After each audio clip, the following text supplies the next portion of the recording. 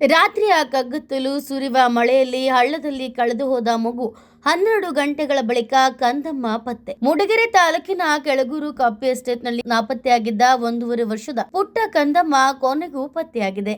ಇಡೀ ರಾತ್ರಿ ಸುರಿಯುವ ಮಳೆಯ ನಡುವೆ ದಟ್ಟವಾದ ಕಾಫಿ ತೋಟದ ಹಳ್ಳವೊಂದರಲ್ಲಿ ಹಸಿವು ಮತ್ತು ಚಳಿಯಿಂದ ನಡುಗುತ್ತಿದ್ದ ಮಗುವನ್ನ ಪೊಲೀಸರು ಹಾಗೂ ಸ್ಥಳೀಯರು ಹರಸಾಹಸ ಪಟ್ಟು ರಕ್ಷಿಸಿದ್ದಾರೆ. ಮಧ್ಯಪ್ರದೇಶದ ಮೂಲದ ಗೋನು ಮತ್ತು ಸೋನು ಎಂಬ ದಂಪತಿ ಕಳೆದೊಂದು ವಾರದ ಹಿಂದಷ್ಟೇ ಕೆಲಸ ಅರಿಸಿ ಕೆಳಗೂರು ಎಸ್ಟೇಟ್ಗೆ ಬಂದಿದ್ರು.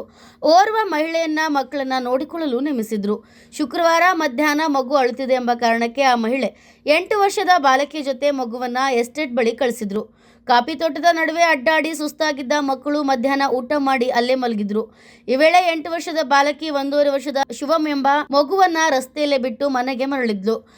ಸಂಜೆ ಪೋಷಕರು ಕೆಲಸ ಮುಗಿಸಿ ಮನೆಗೆ ಬಂದಾಗ ಮಗು ನಾಪತ್ತೆಯಾಗಿರುವುದು ಬೆಳಕಿಗೆ ಬಂದಿದೆ. ತಕ್ಷಣ ಬಾಳೂರು ಪೊಲೀಸ್ ಠಾಣೆಗೆ ಮಾಹಿತಿಯನ್ನ ನೀಡಿದ್ರು.